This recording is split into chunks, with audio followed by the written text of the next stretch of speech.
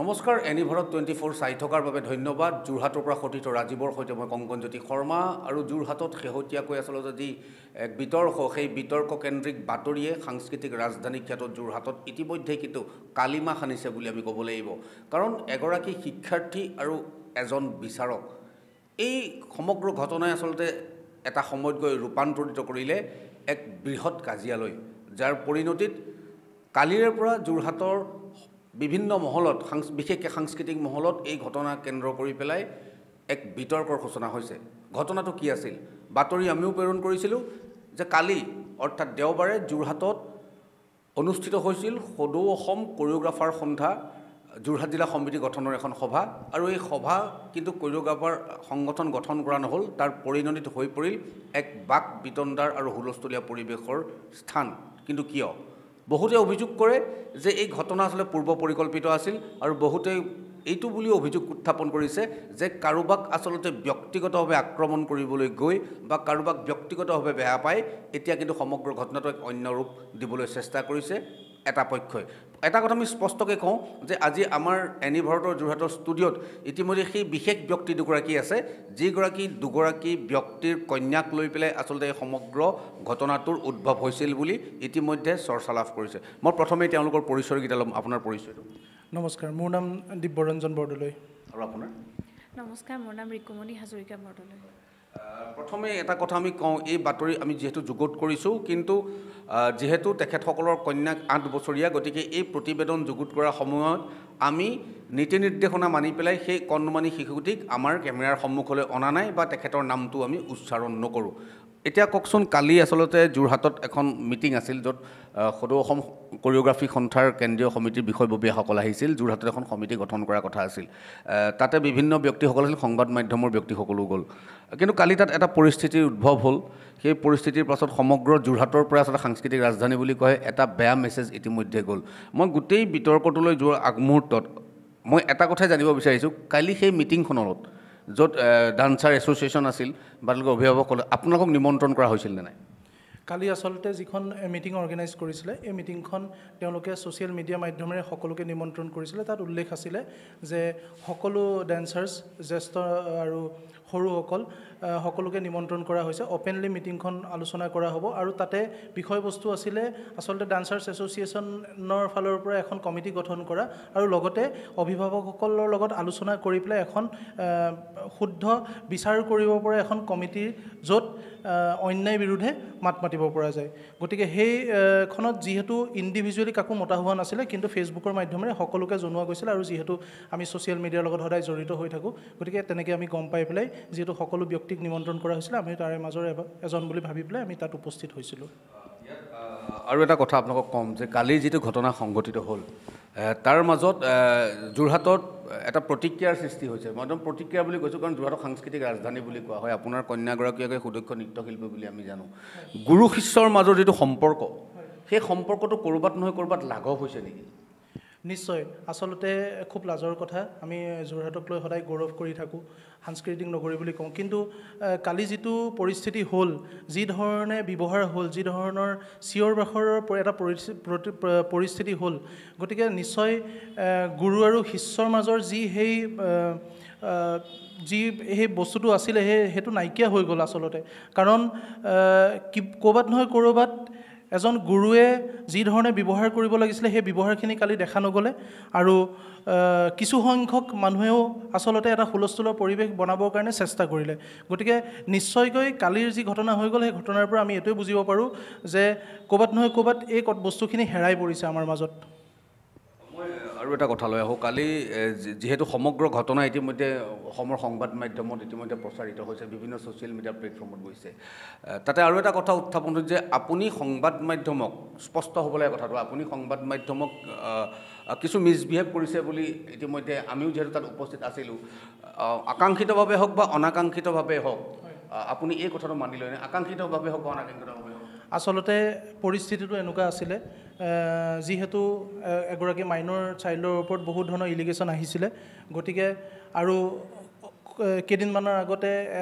এটা সংবাদ মাধ্যমে আপোনাৰ এটা নিউজ প্ৰচাৰ কৰিছিলে আচলতে সেই নিউজটো যথেষ্ট সংখ্যক মানুহে দেখা পাইছিলে আৰু মানুহে যিহেতু এক পক্ষৰ কথা শুনি পেলাই বা সেই নিউজটোত যিহেতু আমাৰ কোনো ধৰণৰ তাত মতামত নাছিলে নথকাৰ বাবে এক সাইডৰ কথা শুনি পেলাই বহুত মানুহে নিগেটিভ এটা কনসেপ্ট লৈছিলে গতিকে লাষ্ট মুহূৰ্তত আচলতে মই কৈছিলোঁ যে আচলতে যিহেতু নিউজটো বহুত জেগাত গৈছে আৰু বহুত জেগাত এজন ষ্টুডেণ্টক বয়কট কৰাৰ কথা আলোচনা হৈছে গতিকে ইয়াৰ ওপৰত ন্যায় হ'ব লাগে আৰু তাৰ কাৰণে যি বিচাৰক কমিটি তাত আছিলে আৰু যিসকল মিডিয়া পাৰ্চন আছিলে তেখেতসকলে আমাক জাষ্টিফাই দিয়াত সুবিধা কৰি দিব লাগে আচলতে এই কথাটোহে মেছেজটোহে মই আচলতে পাচন কৰিছিলোঁ কিন্তু হয়তো কিছু কিছু ব্যক্তিয়ে হয়তো বেলেগ ধৰণে ভাবি ল'লে যিহেতু হুলস্থুলৰ এটা পৰিৱেশ আছিলে সকলোৱে বেলেগ বেলেগ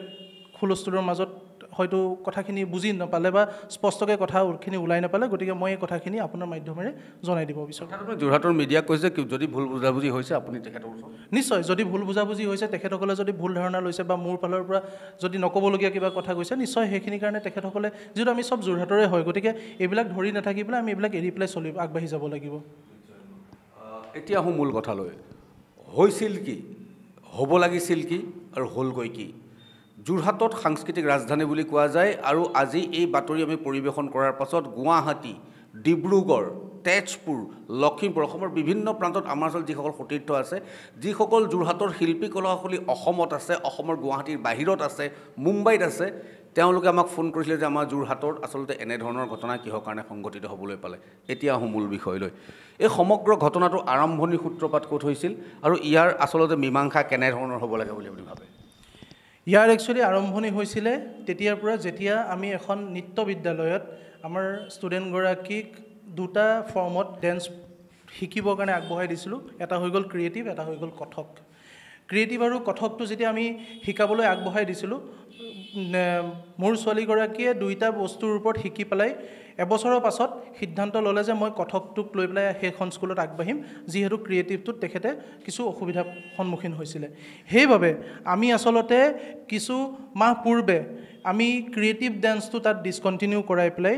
আমি অন্য এখন স্কুলত ক্ৰিয়েটিভ ডান্সটো কৰিবৰ কাৰণে এডমিশ্যনটো দিলোঁ কিন্তু কথকটো আমি তাতে কৰাই ৰাখিলোঁ আৰু পিছত আচলতে বিতৰ্কটো তাৰ পৰা এইটো কাৰণে আৰম্ভ হ'ল কাৰণ পিছত ষড়যন্ত্ৰটো ৰচা হ'ল যিহেতু যিখন স্কুলত আমি এডমিশ্যনটো দিছিলোঁ সেই স্কুলখনৰ যিগৰাকী টিচাৰ আছিলে সেই টিচাৰগৰাকীকো কিছুদিনৰ আগত সেইখন স্কুলৰ পৰা মোৰ ছোৱালীজনীয়ে য'ত কথক শিকি আছে কথক শিকা স্কুলখনৰ পৰা বয়কট কৰা হৈছিলে কিন্তু সেইটো সময়ত তেখেতসকলে মনে মনে থকাৰ বাবে কথাখিনি স্পষ্টভাৱে মানুহৰ আগত ওলাই নপৰিলে এতিয়া যিহেতু মোৰ লগতো ছেইম এটা ইনচিডেণ্ট হ'ল এইবাৰ গতিকে মই মনে মনে নাথাকি পেলাই মই কথাখিনি মানুহৰ মাজত উলিয়াই দিলোঁ সেইটোৱে হৈ গ'ল আৰম্ভণি আচলতে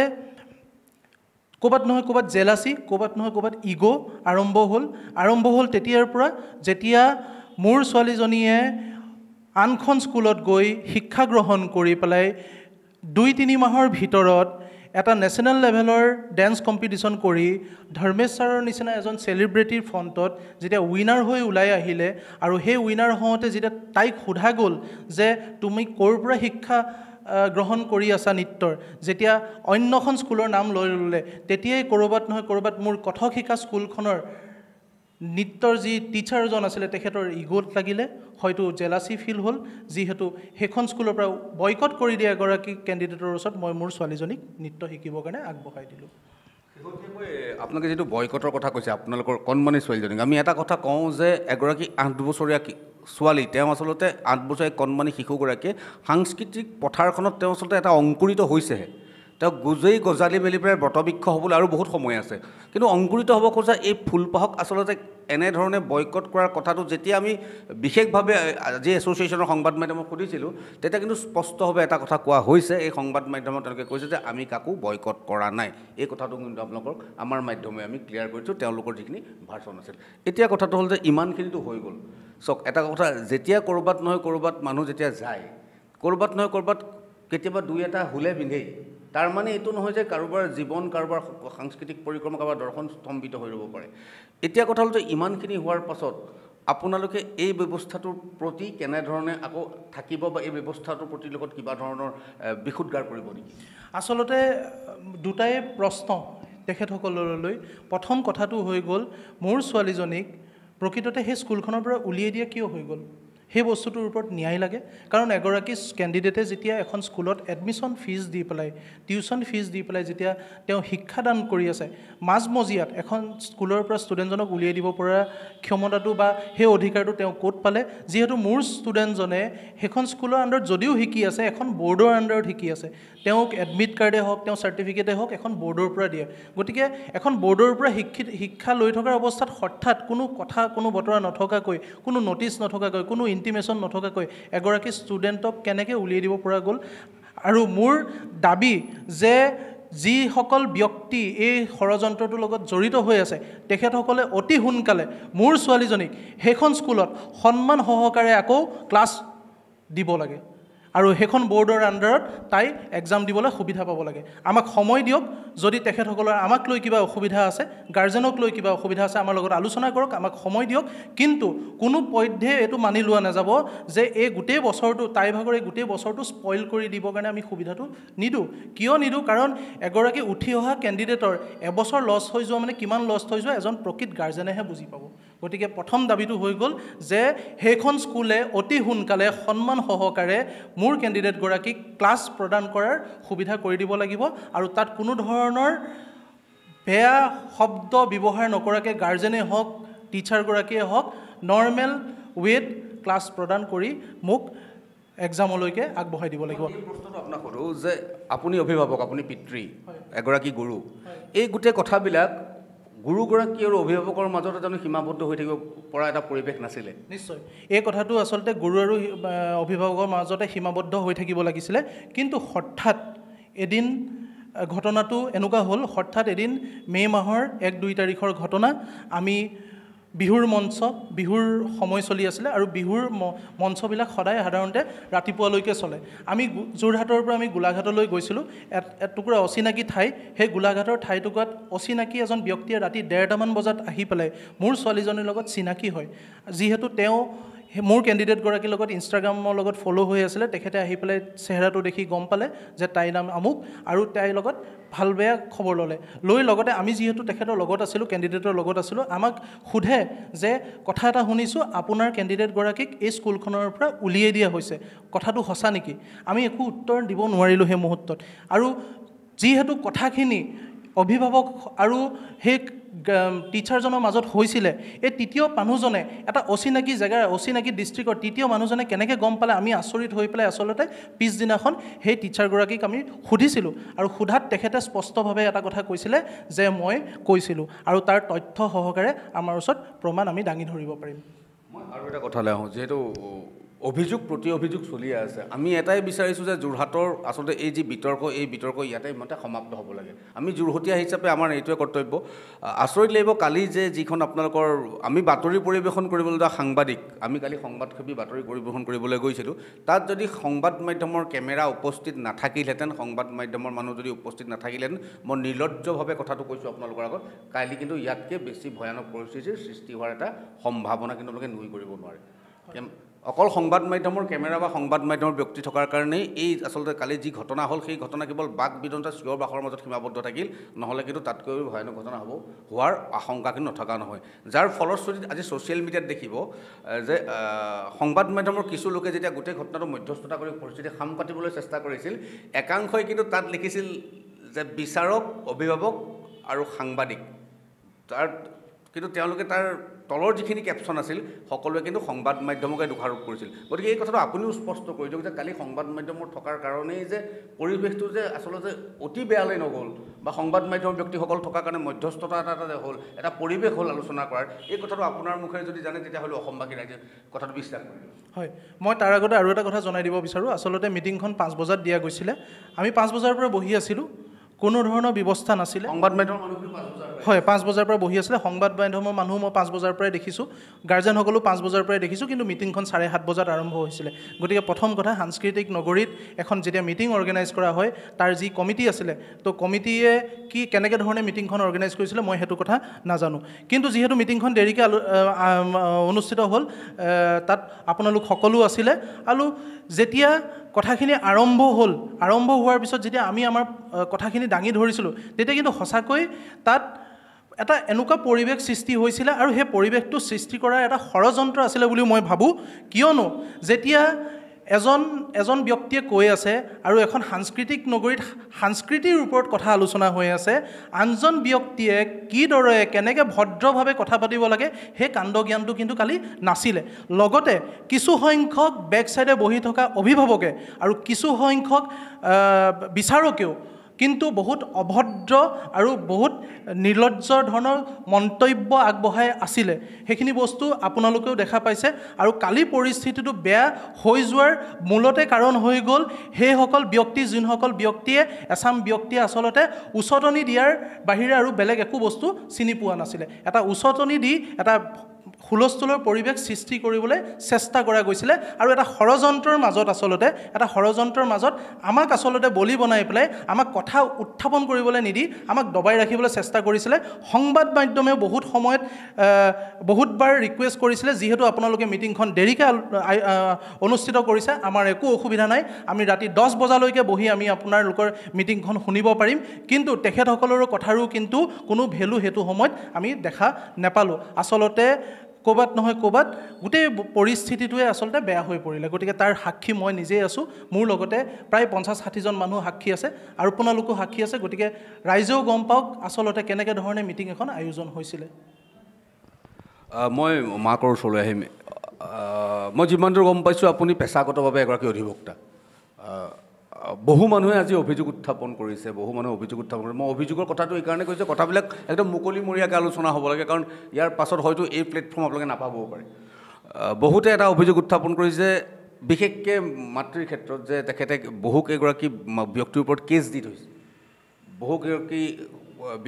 কেছ দি থৈছে আদালতত তেখেত দ্বাৰস্থ হৈ আছে আৰু গোলাঘাটৰে এগৰাকী মাইনৰ শিশুৰ ওপৰতো ছ'চিয়েল মিডিয়াৰ পৰা তেনেধৰণৰ কিবা আপোনালোকে পোষ্ট কৰিছিল বুলি অভিযোগ কিন্তু উত্থাপন হৈ আছে এই কথাবিলাক কেনেধৰণৰ আচলতে ঘটনাটো এনেকুৱা ধৰণৰ হ'ল মোৰ ছোৱালীজনীয়ে যিটো গীতত নৃত্য কৰি আছিল এই বছৰৰ কাৰণে সেই নৃত্যটো এজন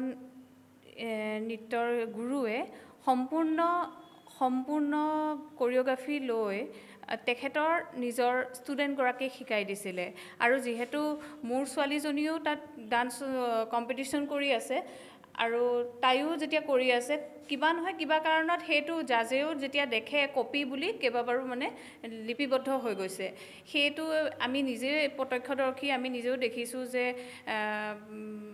নৃত্যটো সম্পূৰ্ণ একেই নাচিছিলে তেওঁলোকৰ গাৰ্জেণ্টক আমি এদিন ভদ্ৰভাৱে মাতি কৈছিলোঁ কথাখিনি যে আপুনি এনেকুৱা নকৰিব কাৰণ কেলৈ মোৰ ছোৱালীজনীয়ে বৰ্তমান কম্পিটিশ্যন কৰি আছে আপুনি গানটো একেই লওক গানটো সেইটোৱে নচাওক খালি কোৰিঅ'গ্ৰাফিটো চেঞ্জ কৰক কিন্তু তেওঁলোকে প্ৰথমতে চেঞ্জ কৰিম বুলি কৈছিলে যদিও পিছলৈ তেওঁলোকে কালৰি কাটি বেলেগ ফালেহে ঢল মেলিলে আৰু আমাক তেওঁ ভাগৰ যিজন গুৰু আছিলে তেখেতে আমাক বহুত ধৰণে অলপ বেয়া ভাষাৰে কথা বতৰা ক'লে গতিকে আমি সেইটো কাৰণে বৰ অসন্তুষ্ট হৈ তেওঁৰ গুৰুজনৰ হৈ আমি ছোৱালীজনীক দুখ দিবলৈ যোৱা নাই হয়তো তাই একো নাজানেই চাগে তিনি সৰু ছোৱালী মোৰ ছোৱালীজনীৰ লগৰে হ'ব চাগে তেওঁলোকক মই দুখ দিবলৈ যোৱা নাই কিন্তু মাতৃ আৰু গুৰু হিচাপে সেইটো যথেষ্ট ভুল কাম কৰিছে কাৰণ মই এজনী মাক হিচাপে সেইটো অনুভৱ কৰোঁ মই কিমান কষ্টত সেই এজনী 1.5 বছৰীয়া ছোৱালী কোচত লৈ গৈ মই ডান্সটো শিকাইছিলোঁগৈ আৰু কোনেও একো কষ্ট নকৰাকৈ এটা ভিডিঅ' চাই বা কিবা চাই যে কপি কৰি ডান্স কৰিব মইতো সেইটো সহজতে ইমান ল'ব নোৱাৰোঁ সেইটো কাৰণে সেই নৃত্য গুৰুজনৰ ওপৰত মই এটা গোচৰ তৰিছোঁ আৰু মই ভাবোঁ সেইটো মই একো ভুল কৰা নাই আৰু এই গোলাঘাটৰ যে এগৰাকী সৰু ছোৱালীৰ কথা যে কোৱা হৈছে যে আপোনালোকৰ ভিডিঅ' সেইটো আচলতে কি সেই আচলতে কথাটো এনেকুৱা ধৰণৰ সেই ছোৱালীজনীৰ তেখেতৰ ভিডিঅ'টো যদি ভালকৈ চায় তেখেতৰ মুখখন ভালদৰে আপুনি ফ'কাছ নহয় দেখা নাপায় কিন্তু সেই ছোৱালীজনীৰ ভিডিঅ'টো আৰু মোৰ ছোৱালীজনীৰ ভিডিঅ'টো দুইটা ভিডিঅ' একেলগতে ডাউনলোড কৰি থোৱা আছে আমাৰ একাউণ্টত আপোনালোকে চাব পাৰে মোৰ ভাগৰ ছোৱালীজনী নাচৰ সৰহ সংখ্যক কপি তেওঁলোকে কৰিছিলে আচলতে আপোনালোকে যিটো অভিভাৱক কিন্তু আমি এটা কথা কওঁ যে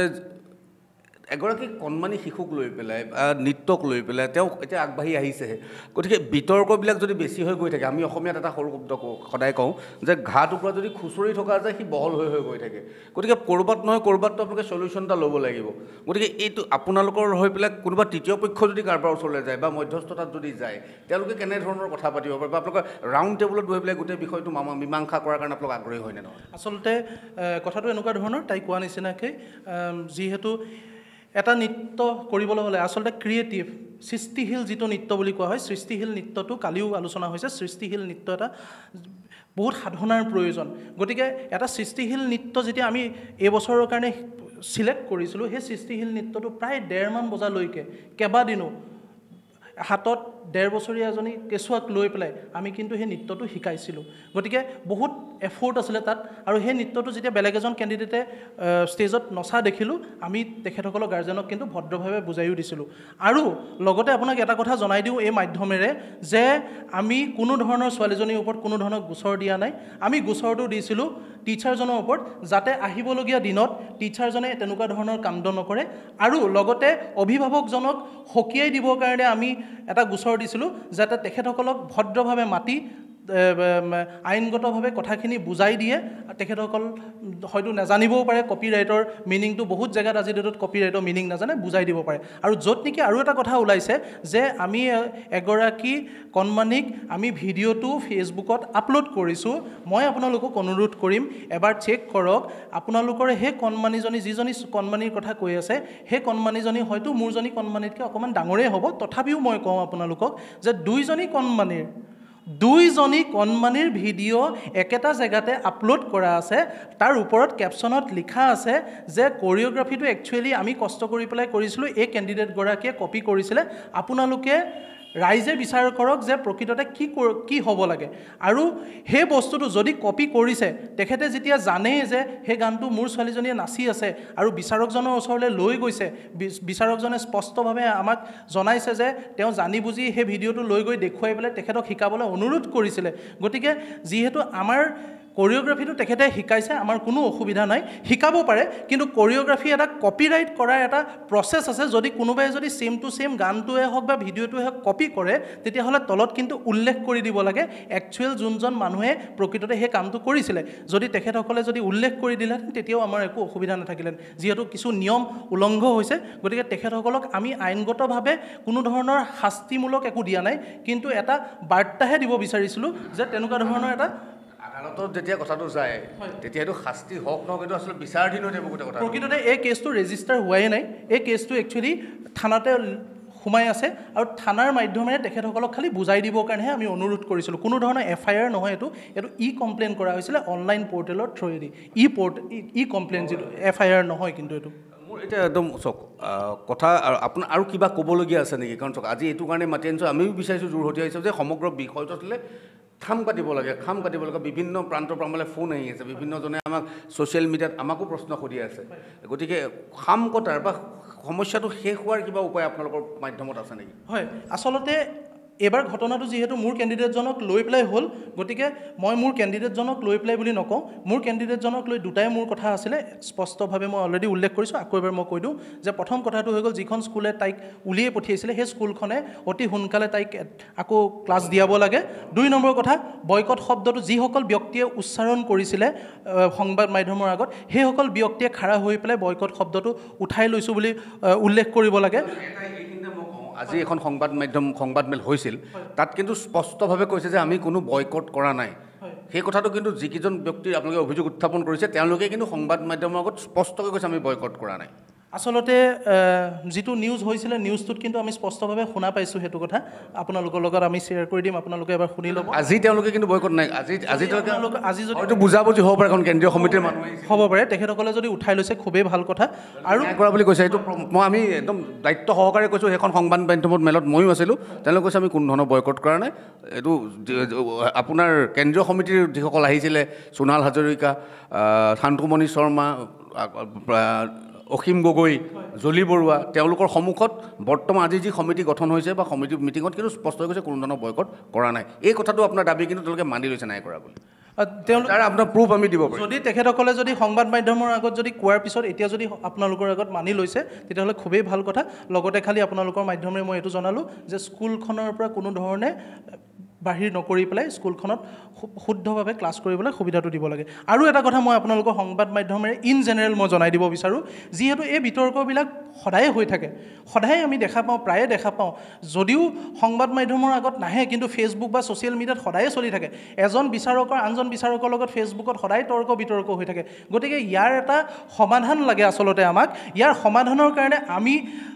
আপোনালোকৰ মাধ্যমেৰে আমি চৰকাৰকো জনাম যাতে কিবা এটা নিয়ম বনোৱা যাওক, এজন বিচাৰক বহাৰ কি গুণ হ'ব লাগে সেইখিনি আলোচনা কৰা যাওক, এজন কেণ্ডিডেটৰ কি অধিকাৰ হ'ব লাগে, এজন কেণ্ডিডেটে যেতিয়া এটা ফিজ দি পেলাই ক'ৰবাত আপোনাৰ নৃত্য এটা প্ৰদৰ্শন কৰিছে তেওঁ কিমানখিনি অধিকাৰ থাকিব লাগে সেইখিনি কথা আলোচনা হ'ব লাগে আচলতে। মই এইটো ইণ্টাৰাপ্ট কৰিম এটা কথাত মই জনাব বিচাৰিম যে আজিৰ তাৰিখত কিন্তু সকলোতকৈ ডাঙৰ এটা বৃহৎ সমস্যা হৈছে যে বিহু মঞ্চত যিসকলে সৃষ্টিশীল নৃত্য প্ৰতিযোগিতাৰ বিচাৰ কৰে তেওঁলোকে কিন্তু বিহুৱতীৰ বিচাৰো কৰে। আমি কোৱা নাই যে বিহু সৃষ্টিশীল নৃত্যৰ বিচাৰ কৰাগৰাকীয়ে বিহুৱতী বিচাৰ কৰিব নোৱাৰে বা নাজানে বুলি, কিন্তু এনেধৰণৰ ব্যক্তি বা বিচাৰকো আছে যি বিহুৰ বিষয়ে জ্ঞান কিন্তু একেবাৰে শূন্য। তথ্য সহকাৰে প্ৰমাণ আমি দিব পাৰোঁ। মাত্ৰ কেইদিনমানৰ আগতে যোৰহাটত এখন বিহু সন্মিলন হৈছিল য'ত এগৰাকী বিচাৰকে কৈছিল যে আপুনি ম'হৰ শিঙৰ পেপাৰটো খুব ধুনীয়াকৈ বুজাইছে, তেতিয়া কিন্তু কমিটিৰ মানুহে সেইগৰাকী বিচাৰকক ক'বলগীয়া হৈছিল যে সেইটো ম'হৰ সিংহৰ পেপাৰ নহয়, সেইটো এমচিলৰ পেপাৰ। গতিকে এনেধৰণৰ কিছু ঘটনা আছে, নথকা নহয়। যি আচলতে যি ক্ষেত্ৰত পাৰদৰ্শী বা য'ত তেওঁ পাৰ্গত সেই ক্ষেত্ৰতে বিচাৰ কৰাটো প্ৰয়োজনীয় আৰু এই ক্ষেত্ৰত নীতি নিৰ্দেশনা মনাটো যথেষ্ট প্ৰয়োজনীয় বুলি আমি অনুভৱ কৰোঁ। আৰু কিবা ক'বনে আমাৰ অনুষ্ঠান শেষ কৰিব? নাই, সেইখিনিয়ে কথা। আৰু বিচাৰ কৰা সময়ত কিছু বিচাৰকেও কিছু নিয়ম মানি চলিব লাগে। যেনেকৈ ধৰণে আমাৰ চকুত যিহেতু আমি এজ এ গাৰ্জেন আমি জনাব বিচাৰোঁ যে এজন কেণ্ডিডেটে যেতিয়া নৃত্য প্ৰদৰ্শন কৰি থাকে আমি প্ৰায়ে দেখা যায় প্ৰথম কেণ্ডিডেটজনক যি ধৰণে চোৱা যায় কিন্তু শেষৰ কেণ্ডিডেটজনলৈ ক'ৰবাত নহয় ক'ৰবাত অকণমান চোৱাটো কম হৈ যায়, ক'ৰবাত নহয় ক'ৰবাত তেওঁলোকে হয়তো আমনি পাই যায়। হয়তো এই বিতৰ্কটোলৈ নাযাওঁ, কাৰণ এই বিতৰ্কটোলৈ নাযাওঁ, এইটো আকৌ নতুন বিতৰ্কৰ সূচনা কৰিবগৈ। আমাৰ মূল কথা আছিল যে আমাৰ যোৰহাটত সংঘটিত এই ঘটনাটো এটা মীমাংসা হ'ব লাগে। ইতিমধ্যে এখেতসকলৰ কণমানি সন্তানক বয়কট কৰা নাই বুলি সামাজিক মাধ্যমৰ আগত, ক্ষমা কৰিব, সংবাদ মাধ্যমৰ আগত সংবাদ মেলযোগে ইতিমধ্যে যোৰহাটৰ বিচাৰকসকলে ইতিমধ্যে তেওঁলোকে স্পষ্ট কৰি দিছে আৰু সেই স্পষ্ট কৰি দিয়া কথাটো আমি জনাব বিচাৰিছোঁ। তাৰ পাছত তেওঁলোকৰ এটাই দাবী যে তেওঁলোকৰ কণমানিজনক যিখন বিদ্যালয়ৰ পৰা আঁতৰাই দিয়া হৈছিল সেই বিদ্যালয়খন যাতে গ্ৰহণ কৰে। আমি অনুৰোধ জনাম সেই বিদ্যালয়খনক যে গুৰু আৰু শিষ্যৰ মাজত যি সম্পৰ্ক অটুট সম্পৰ্ক সেয়া অটুট হৈ থাকিব লাগে। অভিভাৱকৰ লগত যদি কিবা তেখেতসকলৰ মনোমালিন্য আছে সেয়া অভিভাৱকৰ ওপৰতে আচলতে অভিভাৱকৰ লগত এই গোটেই সমস্যাৰ সমাধান কৰিব লাগে। তাৰ কাৰণে কিন্তু কণমানিগৰাকীক বলিৰ পঠা বনোৱাটো আমি কোনো কাৰণেই সহ্য নকৰোঁ বা কোনো সচেতন ব্যক্তিয়ে সহ্য নকৰে। কাৰণ এজোপা গছ বীজ অংকুৰিত হৈছেহে, ফলে ফলে জাতিচ কৰাৰ ক্ষেত্ৰত মাক দেউতাকৰ যিমান অৰিহণা সমানেই অৰিহণা কিন্তু গুৰুৰো থাকে। আজি এই বিশেষ অনুষ্ঠান আমি এইটো কাৰণেই কৰিছিলোঁ কাৰণ সাংস্কৃতিক ৰাজধানী যোৰহাটৰ পৰা এটা ভাল মেছেজ যাওক, এটা সুদুত্তৰ পাওক আৰু ইতিমধ্যে পৰিস্থিতি যথেষ্ট শান্ত হৈছে, সকলোৱে বুজাবুজি। ইতিমধ্যে এটা কথা তেওঁলোকে স্পষ্ট কৰিছে, বয়কট শব্দটো তেওঁলোকে ওলাই লৈছে। আৰু এটা কথা আছে, আমি দুই পক্ষকে অনুৰোধ জনাম যে সাংস্কৃতিক ৰাজধানীৰ যি মৰ্যাদা অটুট ৰাখক, গুৰু শিষ্যৰ মৰ্যাদা অটুট ৰাখক, অভিভাৱক সকলো সংযম হওক যে সকলো কথাত যাতে কোনো ধৰণৰ বিতৰ্ক আৰু নতুনকৈ সূচনা নহয়। যোৰহাটৰ পৰা কংকনজ্যোতি শৰ্মা, এনি ভাৰত 24।